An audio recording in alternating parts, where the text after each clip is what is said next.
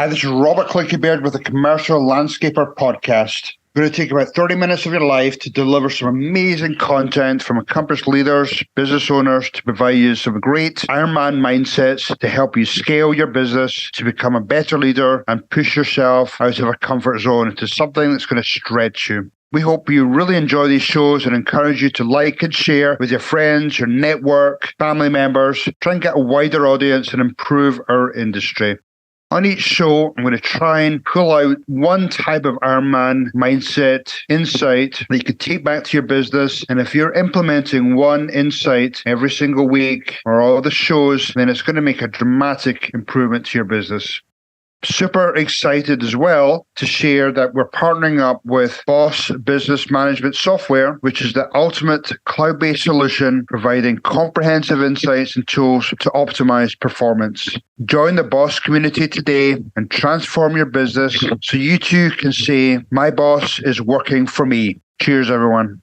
Hi, there's Robert Clickybeard with the Commercial Landscaper Podcast. I'm really excited to be joined again by Brett Gordon. Hi, Robert. Well, thanks for having me. So, Brent, I know, I think we probably spoke, I think you were a guest maybe a year and a half, 2 years ago. Right. I was actually going to have a look. That sounds about right. It's been a while. But I think tell listeners a little bit about, because we've had a ton more listeners join us. Tell our listeners a little bit about your background, please. Yeah, I'll make it pretty quick. I have a landscape architecture degree, and then I got into commercial maintenance. Then at some point during that time, I decided I want to start my own business, and so that's what I did. I moved back home to Oklahoma and started a business in 2014, and we ran that and built a good business. And then in 2022, 2022, 23. I don't recall. I don't keep close track, but I did sell part of my business and rolled another part of my business in with John Muni at Focal Point. And so now John and I are business partners, and we're running Focal Point together. Yeah, I was at some of the peer group meetings. You were part of Bruce Wilson's peer groups, and I think one of the things that impressed me the most that you always had a different, almost like a different mindset from other people in the group in terms of you were always thinking big picture. You're always looking at how can I dial in my numbers, and you're always almost like a 2 or 3 steps ahead of other people in the group. So you've always impressed me with that forward thinking. Tell me a little bit about why you decided to make the switch, because every time I looked at your business, you were always growing. Just you built a great team, you were on a good trajectory for growth. What made you decide to make a switch? Yeah, Robert, we got to about 10.5 million in 9 years ish, but I got connected with John in a peer group. I moved on from one peer group and connected with John in another one. I have always felt like I was forward thinking in a lot of ways, but when I got in a peer group with John was forward thinking in a completely different way than I was. John understood what the customers really wanted from us really well. He was not confused. It was clear. And I knew how to run tight operations, and I knew how to do quality work. And I still valued the customer, and John still valued operations. It doesn't mean you don't value something, but when you encounter somebody that's world-class in an area, you can't help but be attracted to it. And I think John would say the same. And so John and I have differing skill sets or geniuses, if you want to call it that, but we had a perfect alignment in the closed-handed issues of how you're going to treat people, how you're going to treat the customers, what we're going to do when no one's looking. Those are the things that we had perfect alignment on. And that's what attracted us to one another. And then we saw opportunity. I never have had a need for control. It's just not something. I didn't start a business to have control of anybody or anything. And so when John and I started, like the stars kind of began to align, it began to become clear that we both were interested in this. I couldn't, if for me, I had always made commitments that I was going to do what was right for the employees and the customers. And when it came clear to me that this could be better for the employees and the customers, I didn't really care what the benefit was for me. I knew there would be benefit for me, and I believed there would be benefit, but that wasn't why I did it. And I can sit here today and say that all those things have come true. It is better. We're definitely better together, and we're having a ton of fun doing it. That's awesome. I mean, you've been doing it now for how long did you say? About a year and a half? Or a year and a half. I know May was 1 year. Yeah. So it would have been May of 23. And obviously still things are going well. If you're, things are going good. You're obviously still growing. Yeah. So John had been in business for, 25 years, 26 years, and we had been in business for 9. So John had spent a lot of time, just in his career running his business. And he had made friends with Kevin Kehoe, who really inspired him and believed in him to try to scale his business. Before John and I even met, John had started building out an advisory board. So John had started the plans of building an advisory board and really scaling his business. So I was part of that plan. When you add that revenue together, that starts to scale the business. And since then, we've made 4 other acquisitions. I guess that was one of them. But yeah, so we're going to be, I was around 10 and a half. John was around 25, I think, and million. And we're going to we'll be close to 52 million this year, 53 million this year. That's awesome. And we're just doing it by trying to delight the customer and trying to create win-wins. And things seem to be working out. When people talk about due diligence, usually it relates to, when you're looking to buy a company and you go through a whole laundry list of, looking at financials, quality of earnings, all that type of things. Now, you must have done a slightly different version of due diligence if you knew you were potentially partnering up with John.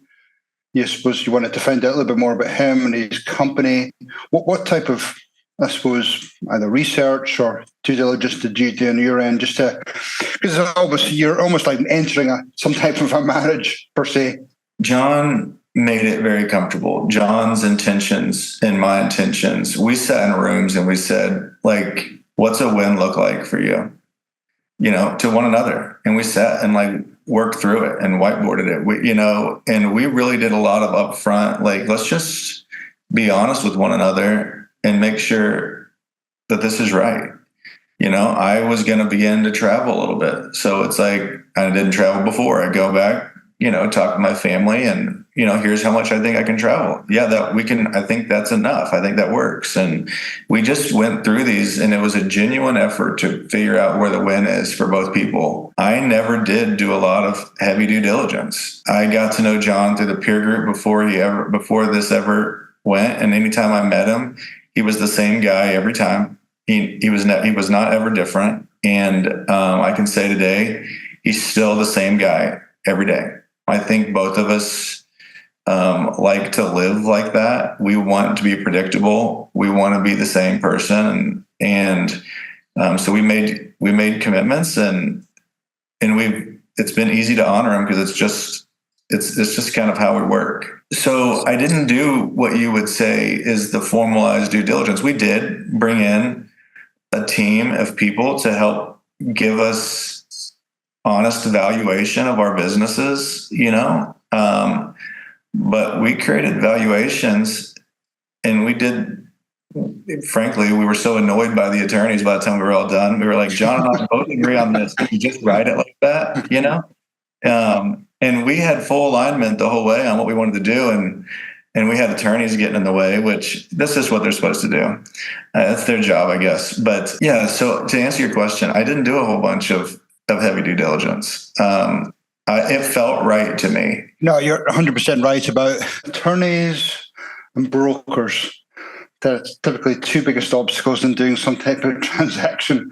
So what really impressed me, what you just said there, is just the fact that you and John just sat down and just whiteboarded things. You came up with different scenarios, what ifs, good and bad scenarios, and you talked through them. And I don't feel that happens enough in a lot of potential transactions. Obviously you had a relationship with John to some extent, but I'm thinking from a perspective of there's probably some owners out there that they're still hanging on. They're tired. They've gone through COVID. They've gone through 2008 to 11. They're thinking about some type of an exit. Whether it be they're tired and retire, or whether it be they're just exhausted and they're looking for some other, I suppose, spark of energy. What do you say to some of those people that are still apprehensive, thinking about selling, or maybe it's a better word, might be partnering? Because this is what yours has turned into, is like a partnership. I think it can go bad. It can, and I think finding the right people, the right partner that fits. If you're selling to somebody, finding the right seller, like understand your dreams for your legacy or post sell. What do you want for your people, and what do you want for yourself? Have conviction on that, know what you want, and then find somebody that can help you achieve that. I mean, there's so many reasons to get out of business, and there's so many reasons to sell and stay in. It's a wide range of opportunities. Not everybody wants the same thing. So just know what you want. And then, the right people for us is we're going to be non-traditional. And, people, I think the brokers and attorneys looked at John and I like we were crazy because we were non-traditional. All the ways that they're used to doing business, we were bucking against, and we were talking to one another directly. We weren't going to the brokers. We weren't talking to the brokers. Anytime we find somebody that's interested and they reach out to us, we're not heavily pursuing, but we are interested in the right partners. The first thing we're going to do is find out what a win is for them. We have zero interest in being the only winners in any of this. If we can help create a win for somebody, then that's great. But there's a discovery there. Like the first thing, we're going to find out what that looks like to a potential seller, and we may whiteboard it. We're going to be a little unorthodox about how we go about finding out what the win looks like, and then we're going to work hard to see what we can do to create that. And if it doesn't work, it doesn't work, and that's okay. We're just not going to do anything that we don't feel like is a win-win for everyone. Yeah, I think my experience with brokers, I think they're, I suppose, concerned or scared about they're going to lose out on a fee. If there's very few people where buyers and sellers actually get in the same room and spend a lot of time together. And I think they get concerned that they're going to lose out on some type of brokerage fee. But I think the more of those types of conversations that happen, then they'll quickly tell if it's potentially a good partnership. One of the things that we talked offline about, and I related to this a lot, where when I sold my business, one of my biggest concerns was the talent piece. Younger employees love growth. They love being part of where the company's going, and they almost map their way out where they potentially could see themselves. The company's growing 10, 20, 30% a year. So companies that are owners that are maybe sitting in that lifestyle business, that they're maybe a little bit of growth every year. But, I was really interested in where can I take my team? Can we expand nationally, regionally? I think you had the similar mindset as how can I look after my talent during this partnership? Where can I take them? Yeah, I knew the people, the ones that were interested. We had a few that weren't excited about the move that I chose to make or the decision I made. But the ones that did, I think, would all tell you that it's been a really fun ride and it's been great. The opportunities for them and their futures have never been brighter. The resources we have to develop our talent, to teach, to give opportunity have never been better. And these were all the things that I was hoping for. There's things you can do when you start scaling that you can't do when you're smaller. And we want to keep the entrepreneurial spirit of humans, of the people. We believe people love to run and people love to be entrepreneurial. We are creating a company that has all the benefits of a big company and the resources of a big company. And at the same time, at our branch levels, they're little business units that these people are running, and we're just supporting them. And that was John's dream, and that was mine. As our job is to break down barriers so they can run. And these are the people that are building the company, and they're the ones that are now thinking like John and I did when we were younger, and they're figuring out how to build the team, and they're just having a lot of fun doing it. Yeah, it's a big deal to me that I feel like our people, that I'm doing everything I can, or I've done everything I can to set people up for success. A lot of people have the perception that, by joining, for example, a private equity company, they've got, immensely deep pockets. And with those deep pockets means a ton of resources. But, one of the interesting comments I heard, a week or two ago is that, a lot of those people in, that leadership ownership level of a private equity company tend to have a attitude that they know it all. So, do they perhaps put money towards training programs or developing talent? I haven't seen too many examples of that, and that's why I'm wondering whether your model is that potentially more of an attractive model to people thinking about some type of partnership, because you're truly thinking about not only the client, your customer, but also of the developing your talent, because you're growing tremendously.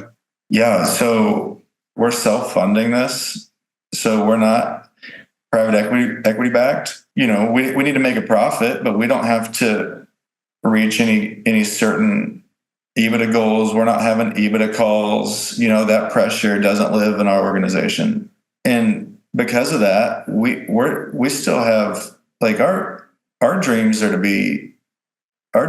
to put pressure on the industry, and maybe not how everyone else views it through revenue growth or profitability. Those aren't our measuring sticks. Our measuring sticks are building trust with customers, delighting the customer, building trust, and creating incredible environments for employees. And we want to put pressure on the industry in those ways. And we believe the profits will follow. John always said, we want to be Chick-fil-A, not McDonald's. If you think about that, McDonald's is bigger than Chick-fil-A.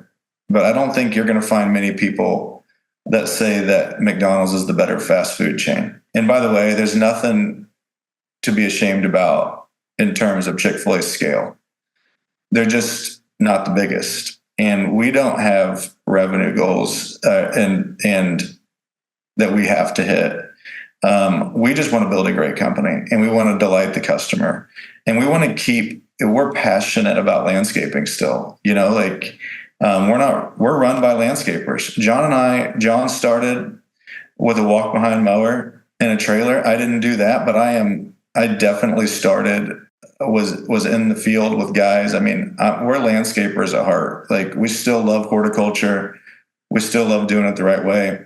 And we want to keep that. So, we want to keep landscaping people, and we want horticulturists in our business. Yeah. So that's kind of our dreams for how we want to develop our talent. We want landscapers, and we want to teach them how to delight the customer, and we want to do all that stuff. Yeah, I don't know the exact statistics, but from what I remember, I know, for example, Chick-fil-A do higher revenue, higher profit per location, even though they're only working 6 days a week.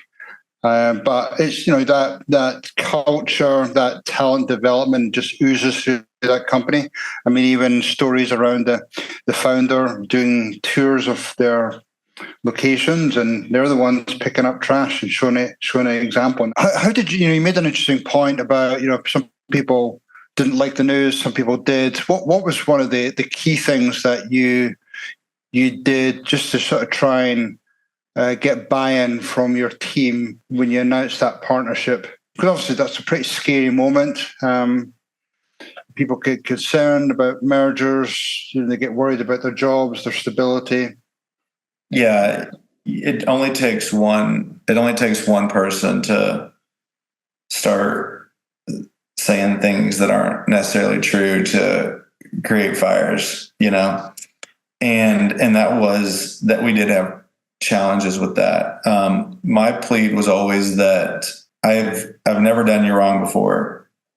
I've always done you right, and I've always been committed to doing what's best for the greater good. And I would say that the people that left were more concerned about what was best for them, and they wanted me to make decisions based on what they felt was best for them personally, rather than make decisions that were for the greater good. I made a decision that was best for everyone. The way we addressed it was by having a plan, being sympathetic, not ever suppressing their questions. Never believing that they don't deserve to have questions about it. We were always open about it. And we just really considered where they were at emotionally. And I think that helped a lot. And we stayed in touch. We were just close to it. And we were slow to change. We didn't rush anything. And we just changed a little bit at a time. And it was amazing. A little story is John and I could sense it. And all of a sudden he was 25 million. I was 10 and a half. And here we are with a couple acquisitions, and we're going to push 40 all of a sudden, 40 million. Right. And not only that, but we're in Kansas City, which neither of us had a location in. And then we had our two companies that we were bringing together, and we're like, we've got to do something. And we held an annual event last year at Big Cedar Lodge in Branson, and we brought everyone together. It's amazing as people, you view people that you don't know as a threat for some reason and we brought the teams together in one place, and they just clicked, and everyone had so much fun, and they laughed, and they got to know one another, and they realized these other people are just like me. They put their pants on one leg at a time, and they're just like me. And we never had a problem after that. That resolved it. So getting the people together, building the team, creating some camaraderie, and but there was more to it than that. I mean, there was a lot of intentionality on caring for people along the way. I couldn't expect them to see what I had been working on for a year. Yeah, sure. And if it took me a year to get comfortable with it, maybe it's going to take them a year. And just being sympathetic to that, I think really, really helped. And John was sympathetic. John, we just took it slow. We weren't forcing anything, and I think the people felt that, and it made them feel cared for. No, I love that. The sympathy part, people often have some type of plan in place, whether it be internal growth, whether it be partnership, some other growth plan, but they just do a really miserable job of communicating that. When you're trying to get that down to the grassroots for 300, 400, 500 employees, then it takes time, intentionality, clear communication, similar messages. So that's a lot of effort that has to happen. So good job with that. Going to wrap up here, Brett. Any sort of final parting words, or how can people get in touch with you just to maybe pick your brain a little bit more? Maybe if they might be interested in some type of partnership, or whether they just want to explore what things look like in the future. Yeah, that's great. We love to stay connected, and we've always been part of peer groups, and being being helpful to the industry. We're industry guys and are passionate about moving it forward. So anybody that would love to hear more about our story or me, or just could use some help brainstorming their future, they can get a hold of me at brett.gordon@yourfocalpointe.com. Focal Point is with an E, Pointe. So be happy to talk. Awesome, Brett. I know you're a busy guy, but really appreciate you taking the time to share your story today, get people inspired, and I look forward to watching you on your journey. Yeah, thanks, Robert. Really appreciate it. Thank you, Brett.